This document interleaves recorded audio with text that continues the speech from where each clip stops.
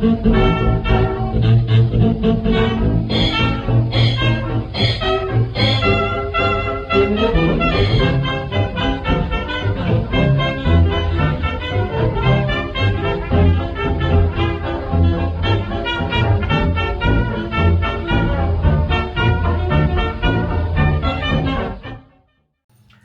YouTube! Hey, today we're going to show you some old stuff. I know it's strange to see old stuff on this channel, but I'm going to give it a shot. We're going to talk about first aid here today. Give you a little bit of history and talk a little bit about conduct during a living history campout. Now, I've got some stuff to show you here, ranged in size, but the first thing I will show you is this. This is the first aid kit that I take with me every time I go out in the woods, whether I'm camping in 1920, 1930, 1940, 50, 60, or 2024. This kit is always with me. I do not, when I do my historic camping, I do not stand on authenticity where first aid is concerned, nor do I stand on authenticity when carrying a cell phone is concerned, okay? I just keep this in an unobtrusive place that can't be seen by the other people I am with, okay? I do let them know where I've got it in case I'm incapacitated and they don't know where the first aid kit is. The phone, I turn it off and put it in the pack or the haversack, okay? The most important safety device ever devised for campers and backpackers and backcountry campers is the cell phone, okay? You can connect to 911 at any time, whether you've got service or not, okay? Take it with you, turn it off, don't use it unless you need to. Bring a first aid kit. Now, I am not going to tell you the contents of this first aid kit, okay? Because I'm not qualified.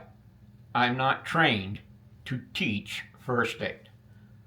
I have been certified by the National Outdoor Leadership School for wilderness first aid, okay? It's a course I took.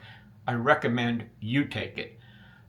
Google NOLS, National Outdoor Leadership School, or check with your local REI.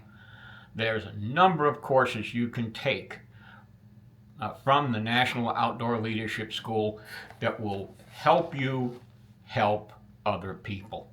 Okay, it's one of the most important things you can do in life is prepare yourself to help somebody else. Okay, so take the course. Look at National Outdoor Leadership School, see what they recommend to carry in a first aid kit, and do that research. Okay, now, talk a little bit about the history of first aid. Okay, we can thank the British for first aid, for the type of first aid that we have today, and the training that is available to us today. We can thank the British, and particularly the British Army. In the 1870s, the British and their army were in the business of traveling to faraway countries where brown people lived and subjugating them and taking all of their natural resources. But in that process, a number of their soldiers, they'd get hurt, either wounded or in the normal course of field events, people get hurt. The military practice of the time was to evacuate any soldiers that were hurt on the battlefield by using stretcher bearers. They had guys, and their job was to carry around a stretcher and follow behind the troops, and if they came across somebody who was wounded, they'd load them on the stretcher and carry them back to the doctor. And like sometime in about the early 1870s, the British Army, the head doctors over there, said, hey, look, we probably should teach our stretcher bearers, like how to put them in the stretcher so they don't do any more damage, teach them how to stop the bleeding, teach them how to set a bone so that when they carry the guy a mile or two back to where the doctor is, they don't make that compound fracture any worse. That kind of thing. So the British Army started doing that. They started training their stretcher bearers in what we call today first aid. What happened is that at this same time, the Industrial Revolution was really in full swing. But there was a good deal of social consciousness, particularly among people in the medical care profession. And a group of them decided that what they would do is not only would they advance the training of the soldier, but they would transfer that into teaching civilians basic first aid, basic taking care of people so it doesn't get worse. Okay, and they set up a school in a British industrial town, and after the first class graduated, it bore fruit. That training bore fruit in less than a month. There was a building collapse, an industrial building collapse, hundreds of people injured. And the people who had been trained in first aid happened to be right there. And they were able to take care of a number of people and probably saved a few lives. Now, a number of industrialists looked at that and said, hey, you know what? We probably should be training our people in first aid, if only to get them back to work sooner. Okay? That's capitalism at its best, is, protect your investment means protecting your employees. So there started to be a movement to teach workers in factories and in other professions that required that had some amount of danger to them, like woodcutters and wagon masters and packers and things like that, and it became so popular that it spread to the United States.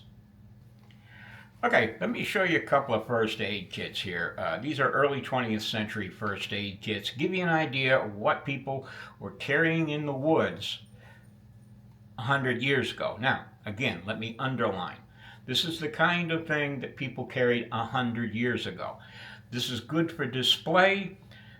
You could take modern medical equipment and put them inside these boxes. I might start reproducing these boxes for exactly that happenstance. If you want to carry a vintage looking first aid kit, I might go ahead and make some boxes using this stuff as a pattern. Let me set that aside. Let me set my personal commerce aside. The first thing I want to show you is the earliest one I've got. This is actually a reproduction, but this is, if you were in the military at any time between 1910 and about 1950, this is what you could hope for as a first aid kit. It was carried on the belt in a pouch. The idea was that you would never use your own first aid kit. If somebody was wounded, you would use their first aid kit, and that way you would have yours if you got wounded. Okay, now, one of the things I want to show you here is we will look at the edge of this. And if you look around the edge, you will see it is sealed. Okay, that is an airtight welded seal. Okay, and you open it by grabbing this here ring and ripping the top off. Okay, doesn't sound too convenient if you've got a boo-boo. This is not for boo-boos.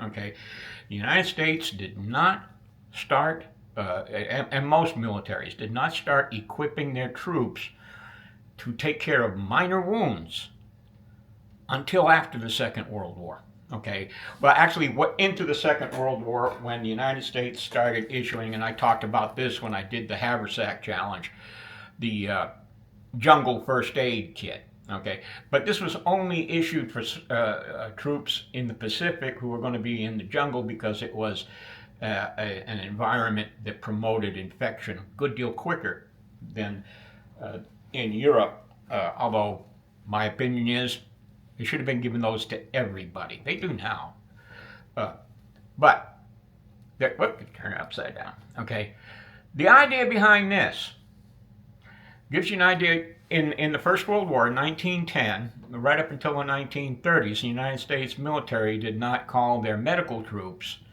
medics. Okay, nobody was out on the battlefield screaming, medic, medic! Okay, they called them sanitary troops. And this comes out of the experience in the Civil War, where the biggest problem that they were having was wounds getting infected, amputated wounds.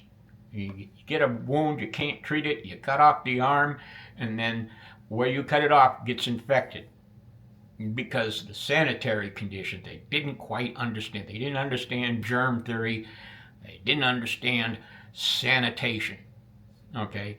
And that was their bigger problem. There were more people dying and more people seeing more grievous wounds, the wounds they had getting worse, because they weren't kept clean. Okay? So, the United States started packaging their wound treatments, field dressings, in an airtight, sanitary container. Now, what's inside there? Great big frickin' bandage. That's it. A big frickin' gauze bandage. Okay? That's it. So if you got a boo-boo, if you got a scrape, a cut, you're on your own. Okay? Maybe mama sent you something. But if you've got a bayonet wound to the upper shoulder, well, you've got something that you can put on that your buddy can put on that, or one of the sanitary troops. Okay? This is not something that you would carry in a backpack. Okay? It's just to let you know the state of first aid gear, first aid equipment in the United States military. And this is kind of where we start seeing the military as being the experts of field operations, kind of separating in this area in particular. Civilians started becoming better at that job than the military, which is kind of ironic because you can get hurt real bad in the military. Okay? All right, so let's take a look at what kind of stuff you could expect to have if you were a civilian, if you weren't in the military. Okay? So the first thing I want to show you here is from the company Williams and Burroughs. Okay? They called all of their first aid kit tabloid kits, probably because of the shape. Okay, Burroughs Wellcome Company is a British company. Okay, and they were huge. They were selling first aid and medical equipment all around the planet. Okay, and you can see here that even though it's a British company, this stuff is manufactured in New York. Okay, so they had stateside manufacturing and marketing facilities to sell this kind of first aid kit. Now this is what they called their pocket kit. Okay, they had all sorts of different sizes of kit. Now let's take a look at what's in it. Okay, and I will read off the lid here and show you what's in here. The first thing they list is a 2-inch by 6-yard bandage. Okay, this is a 2-inch wide gauze. Okay, and you can see how compressed it is. Okay, there's 18 feet of bandage in here. Okay, but it fits inside this Altoid tin's size tin. Okay, the next thing is 1/2 inch by 1 yard adhesive plaster. Now, prior to about 1910, the way that you sealed a wound was using plaster. It was, you took cloth that had been impregnated with plaster and wrap it around, and you would have gauze over the wound, and that's was, you know, that's what they called it, a plaster, and they kept that terminology for a number of years. But this is your 1/2 inch by 1 yard long adhesive plaster. Okay, today we call this adhesive tape. Okay, and it's for wrapping your bandage, you know, wrapping the end of the bandage, and for making field expedient band-aids. Okay, you could rip off a piece of this 2-inch compress, fold it, put it over a small wound, and wrap it with adhesive tape, with adhesive plaster. Okay, and it would be kind of a band-aid. Okay, the next thing, there's got 2 ampules, and we'll see if we can get, because this is some real small writing, and it doesn't pick up. There it is. Okay, this is iodine. Okay, it's alcohol mixed with iodine, a very small percentage of iodine. Now, iodine is an antiseptic. Okay, it will clean your wound. It will keep germs dead. Okay, if it's on there. And the way these work is, I'll pull this open. Inside here is an ampule, okay, a glass rod filled with the iodine and alcohol mixture. And this is, let me get it up there, this is cotton, okay, and you would break this, and then the iodine would soak into the cotton, and then you could use it to dress the wound and then bandage it. Okay, so there are 2 of those in there. The next thing is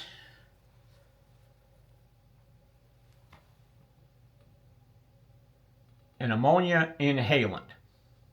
Okay, this is another ampule. This is another glass rod, sealed glass rod, and this was to wake somebody up if they were unconscious. You would take this and you would break it in half, and then you would pass it back and forth under the nose, and the person would go and wake up and become conscious. And if they didn't, well, then you knew you had a bigger problem on your hand. Now, there's a couple of things in here, put this back here, that's listed that suggests to me that the guy who owned this had a bad day. Not inside this kit is the 1/8 inch I-tip tube of Borofax borated ointment and 1 tube of 6, and I'm going to put it down here, the acid, aspirin. Okay. The borax borated ointment, that's a burn treatment, and of course aspirin's a pain reliever, and it's possible that this guy got burned and it hurt, and he took 6 aspirin in the course of trying to get out of the woods and back to his automobile. I will mention, let's see if you can see this. This is the, there it is, U.S. Department of Agricultural Forest Service. This is approved by the Forest Service in the 1920s. But I'm having a hard time actually dating this particular thing. I know it's from the 20s. It could be from the 30s at least, and could be as early as the 1920s. I'm not having that problem with this next thing. Now, let's see if I can turn this to where you can see it. This is the Auto Kit number 8. I'll bring it up here a little bit closer. Okay. Now, the canvas pouch is a little worn, but this was a popular motor camp. We've talked about motor camping on the channel here. The motor camping craze is what got camping, what got the outdoor industry in this country set on go. Okay, it's a launching point of a $60 billion worldwide industry. Okay, people suddenly being able to get out of the city and into the woods by being able to drive away from where it was they were to the place where they wanted to be. This is the kind of product that was marketed to motor campers. Now, this kit here, I'm not going to read from the lid. I'm going to take each piece out and tell you what it is, because it's not packed in so that you can easily read it off the list. Now, the first things that are in here is some paperwork. One is first aid instruction, and the other is a handy dandy guide. And I'll see if I can scan this. And this is really nifty in that it shows different methods of bandaging and all sorts of good information, and there's good stuff here. Okay, plus a little bit of propaganda for selling their vest pocket first aid kit. Okay, which is likely going to be similar to that Burroughs welcome kit we just saw. Okay. The next thing we come up with is 2 paper cups. Okay, this is for administering water. If you're going to drink, if you're going to take aspirin or something like that. On the list it says paper drinking cups for use in administering ammonia. Now, I don't know about drinking ammonia. I need to find out what they're talking about. Okay.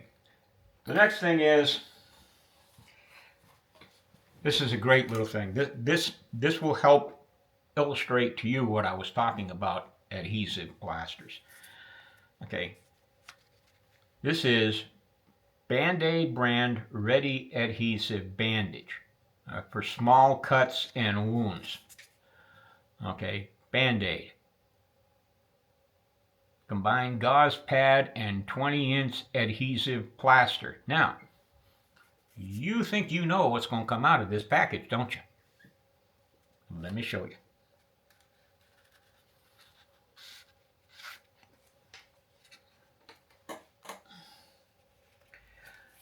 We'll open up the propaganda here. Set these down for a second. But Band-Aid, a household necessity. Okay, and you can buy it in boxes, 25 cents. Okay, calling it. Let's see if you can see that. Infection insurance. Okay, and it says the Band-Aids are wrapped in wax paper and packed into metal boxes. Okay, so you can buy little Altoid tin sized boxes full of these Band-Aids. And you think you know what they look like, don't you? This is it. This is a Band-Aid from about 1920. This is, see if I get the light on that. There you go. This is cloth with plaster. Okay, it's adhesive, but it's it's done with plaster. Okay, and let me just see if I can. I hate doing this. My camera's not going. My camera's not going to. It's going to focus on my fingers. But it's got the same little gauze pad that Band-Aids of today have. But there you go. That's a Band-Aid. I'm pretty sure you would much rather use today. Whoop. That's not very sanitary. It fell right there on the ground. Better not use that one. Okay, so anyway, there's five Band-Aids in that package. We'll set that over here. We have about a dozen of these wooden applicators. Okay, today we'd call them Q-tips. Okay, but it's wood, and then there's a couple in here that don't have the cotton on the end. Okay, and this is for applying iodine and other ointments and liquids for treatment. Okay, there is a pair of scissors. Okay, I don't know how good they are. They never seem to be very good. Here we have a bottle of tincture of, oh, this is mercurochrome. I take that back. We are sufficiently advanced now that iodine is not being used in this kit. We're using mercurochrome, which isn't a replacement for iodine. It's a synthetic iodine, and it's supposed to not hurt as much. I can tell you that as a young boy, anytime this red bottle came out, I would run the other way whether I was bleeding to death or not, because that stuff hurt. Okay. S-mark triangular bandage. Okay. And 2 safety pins. And that would be so that you could make a sling, and there's about 1,000 other ways you can use a triangular bandage. It's something you should learn, actually. And there is, whoop, a tourniquet. Okay, now today medical professionals kind of frown on including tourniquets in first aid kits, mainly because people don't know how to use them. And sometimes they use them and they don't need to, and the patient ends up losing a limb when he didn't need to. So if you find yourself reaching for a tourniquet, if your fancy first aid emergency kit that you bought from Walmart has a tourniquet in it, make sure you know how to use the damn thing before you reach for it. Okay, this is a burn emollient. Okay, and I will mention here that this has been used. Okay, and it seems to indicate that the state of the art of camping cooking equipment, camp stoves, campfires, pots, pans, that kind of thing, burns were a frequent occasion. Okay. Some absorbent cotton. Okay, sterilized absorbent cotton, and this would be, it's probably, I'm not going to open it, but it's probably wrapped in a kind of a bluish tissue-like paper to keep it sterile. Okay. Here we have some more adhesive plaster. Okay, more adhesive tape. Okay, and I believe there's 2. Let's shake that out. Looks like there are 2 different widths, but it also looks like you got to use the 1/2 inch before you can use the 1 inch. Okay, which seems kind of silly to me.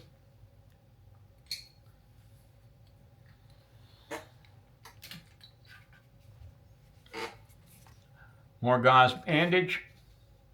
Okay, this is 1 inch. There's 6 yards in there. 6 yards seems to be a standard.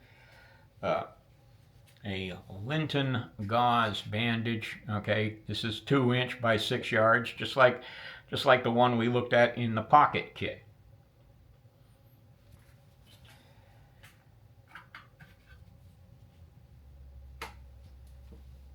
We have a finger bandage. Okay, gauze bandage for the finger. Okay, and 1 inch by 8 yards, 3 yards, 3 yards.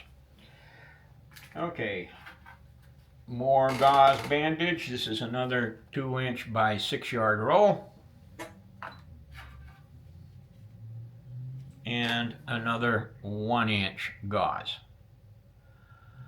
Okay, so this kit can address, it would be marketed as being able to address the kinds of boo-boos that you would get fixing your Model T by the side of the road, or touching the side of your Coleman stove while it's burning, while it's running, and getting a burn on the grate, that kind of thing. It's not the kind of thing that would be carried in a backpack, although if you thought you needed to, you could. Okay. But this is a state of first aid of the early 20th century, and you can see that there's not really a whole lot of difference between the early 20th century and today. And what I'm saying is, for your classic camping adventures, your early 20th century camping adventures, if you can get some box, and again, I'm going to try to make some of these boxes and put them up on Beco Expedition Outfitters, so that you can put some modern stuff that you would carry in a first aid kit. But what I'm saying here is, as long as you've got a tin, okay, even if it's not painted, if you take an Altoids tin and paint it blue and put a red cross on it, you've got a period first aid kit that I'm not going to give you a hard time for carrying, as long as you've got real honest to goodness first aid in it. Okay, you should always carry the kind of thing, the first aid, the kind of treatments for minor burns, minor cuts and abrasions, and take a first aid course. Okay, I recommend, again, the National Outdoor Leadership School. There are others, the Red Cross, the Boy Scouts. Okay, there are a number of schools and organizations that can get you certified in first aid. Take the course. Take the course, particularly if you're going to be out in the woods with other folks. It will help them in their hour of need, and you'll be able to see them down the trail at another time.